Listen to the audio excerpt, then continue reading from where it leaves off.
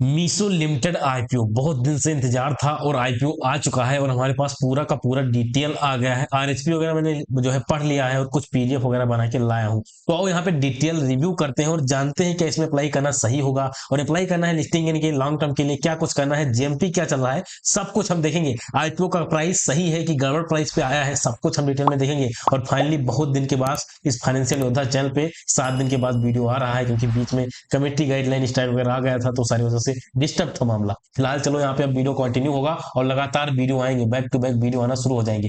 और tentative schedule देखते हैं। तो यहाँ पे शेड्यूल में आप देखिए, ओपनिंग की बात करें तो दिसंबर 3 को आईपीओ ओपन हो रहा है, 5 दिसंबर को आईपीओ क्लोज होगा। अलॉटमेंट की बात करें तो 8 दिसंबर को भाई अलॉटमेंट आएगा, मंडे को अलॉटमेंट आएगा। रिफंड की बात करें तो रिफंड 9 दिसंबर को, और लिस्टिंग की बात करें तो 10 दिसंबर को आपकी लिस्टिंग हो जाएगी। तो पूरा शेड्यूल रहने वाला है, यानी 3 दिसंबर से लेकर 10 दिसंबर तक ये आईपीओ चलने वाला है। अब यहाँ पे देख लेते हैं कि इसका फेस वैल्यू वगैरह क्या है। तो फेस वैल्यू ₹1 पर शेयर का फेस वैल्यू है।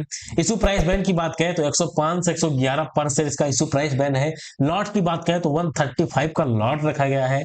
फ्रेश और ओएफएस दोनों का दोनों है, तो ये तो चलो ठीक है। इसमें टोटल इशू साइज की बात करें तो बड़ा आईपीओ है, 5,421 करोड़ का आईपीओ है, जिसमें से फ्रेश है 4250 करोड़ का, मतलब फ्रेश ज्यादा है और बचा हुआ ऑफर फॉर सेल है। तो 4250 करोड़ यानी फ्रेश भाई ज्यादा है, ये पॉजिटिव पॉइंट है। कंपनी अपने ऊपर खर्चा करेगी, अपने ग्रोथ पे जो है वर्क करेगी, ये इंपॉर्टेंट पॉइंट है और ये आईपीओ का जो है बढ़िया पॉइंट है। आओ यहाँ पे लॉट देखते हैं, एक लॉट के लिए कितना इन्वेस्ट करना होगा। तो एक लॉट के लिए 14,985 रुपए इन्वेस्ट करने होंगे। तो आपको जितना लॉट लगाना है उसके अकॉर्डिंग यहाँ पे कैलकुलेट कर लीजिएगा। यहाँ पे रिजर्वेशन देखोगे तो रिटेल के लिए 10% का ही है। रीजन क्या है, लॉस मेकिंग कंपनी हो, तगड़ा लॉस मेकिंग है। अभी मैं आपको दिखाऊंगा।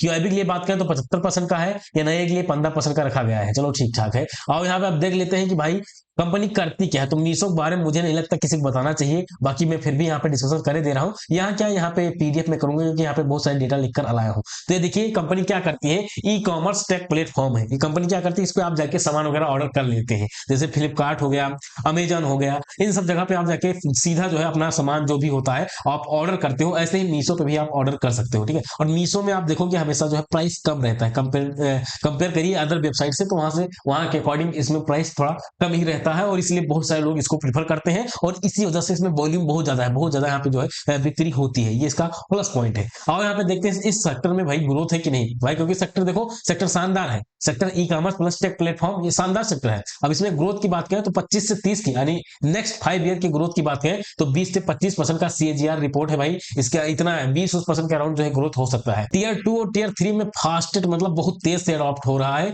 ऑनलाइन वाला बिजनेस बहुत तेज से बढ़ रहा है। मीशो का बिजनेस की बात करें तो ultra low cost e commerce पे ये काम करते हैं। अभी मैंने जस्ट इसके पहले एक्सप्लेन किया तो वही बात ये बोल रहा है कि ultra low cost e commerce पे वर्क करते हैं। इनके मॉडल में नो कमीशन मॉडल है। सेलर के लिए सबसे बड़ा फायदामंद ये है कि नो कमीशन मॉडल है। और इनका जो टारगेट है टीयर 2, 3, 4 जो सिटी है, इन जगह पे जो है टारगेट करते हैं। 7 लाख प्लस एक्टिव सेलर है, 234 मिलियन प्लस जो है ट्रांजेक्टिंग यूजर्स है। मतलब बहुत तगड़ा भाई, तगड़ा यूजर इनके पास है और तगड़े इनके पास सेलर भी है भाई।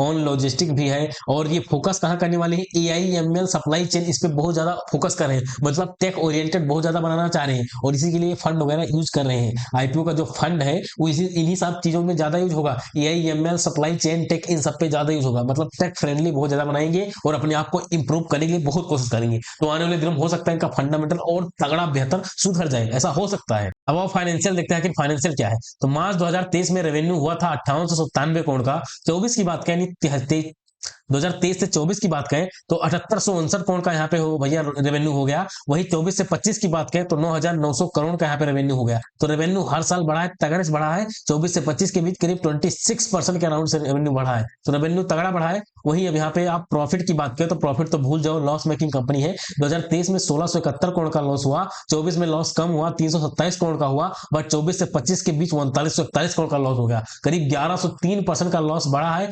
तगड़ा लॉस मेकिंग कंपनी है भाई। करीब 4000 करोड़ के अराउंड लॉस चल रहा है भाई। बहुत बम्पर यहाँ पे लॉस कर रहे हैं। तो ये बहुत ही ज्यादा नेगेटिव पॉइंट है। इबिडा वगैरह देखोगे तो सारा कुछ नेगेटिव है भाई। नेटवर्क देखोगे तो नेटवर्क इनका डिक्लाइन हो रहा है भाई। ये बहुत ही नेगेटिव पॉइंट है। नेटवर्क भाई बढ़ना चाहिए था बट डिक्लाइन हो रहा है, ये बहुत नेगेटिव पॉइंट है। टोटल बोरो जीरो है, लेकिन अब क्या ही बात करें, बोरो चलो ठीक है, अच्छी बात है, बट ओवरऑल देखोगे इसका फाइनेंशियल सही नहीं है, इसका फाइनेंशियल बेकार है भाई, फाइनेंशियल गुड भी नहीं है। इंडिकेटर की बात करें तो रिटर्न ऑन नेटवर्क भाई निगेटिव में है, तो बात करने कोई मतलब नहीं है। प्राइस टू बुक वैल्यू बात करें 30.16 का है, और इसी के अकॉर्डिंग हम कैलकुलेट करेंगे भाई कि इनका जो है आईपीओ फेयर प्राइस पे है कि नहीं है। अभी पेयर का कंपेरिजन करेंगे, उसके बाद हम कैलकुलेट करेंगे कि आखिर फेयर प्राइस पे आईपीओ ला रहे हैं, आईपीओ का प्राइस सही है कि नहीं है, उसको कैलकुलेशन करेंगे। ईपीएस देखोगे निगेटिव है, पी निगेटिव है, तो इसका कोई मतलब नहीं बनता है।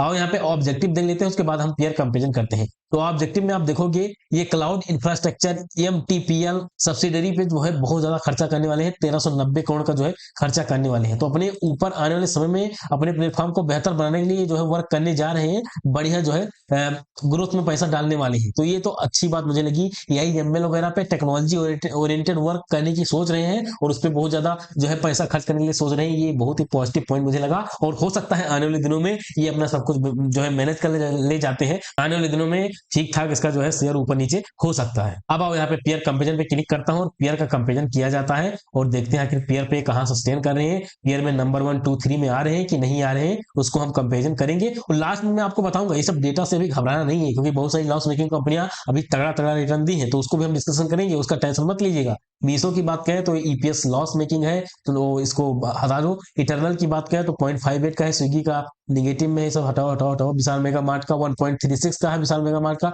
ट्रेंड का 43 का है भाई, ट्रेंड का सुपर है, बढ़िया है।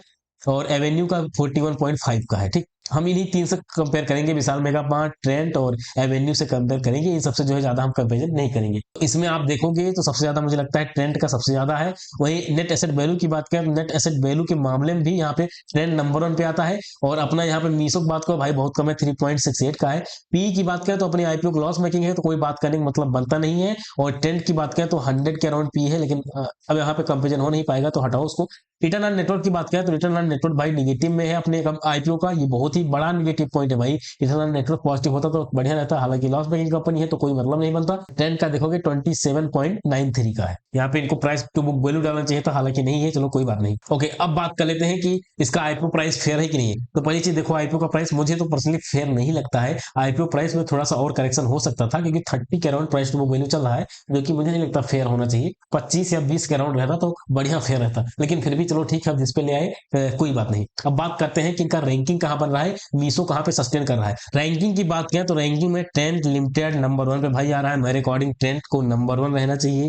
दूसरे नंबर की बात करें तो दूसरे पे एवेन्यू सुपर मार्ट्स जो लिमिटेड आईपीओ है, जो शेयर है, इसको होना चाहिए दूसरे नंबर पे, इसको होना चाहिए, क्योंकि इसका भी आप देखोगे पी वगैरह रीजनेबल है, रिटर्न ऑन नेटवर्क वगैरह ठीक ठाक है। और तीसरे पे विशाल मेगा मार्ट वगैरह को होना चाहिए, ये मैं बता रहा हूँ। यानी टॉप 3 में अपना आईपीओ नहीं आ रहा है, मीशो लास्ट में कहीं तीसरे उसे नंबर पे इसे कुछ सस्टेन करने को देखने को मिलेगा, तो टॉप 3 में तो नहीं आ रहा है।